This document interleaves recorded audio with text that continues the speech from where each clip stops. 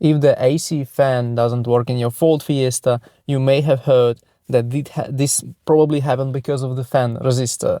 And you may have seen videos on the internet how people replace these resistors, but then when you take off this plastic panel, you don't find anything in your car. So why this happens?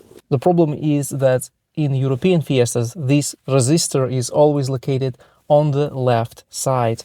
And in American Fiestas, there are two possible locations. And from 2011 to 2013 model years, it was this resistor, fan resistor, was located on the right side, and it looked a little bit different, not like all other Ford fan resistors.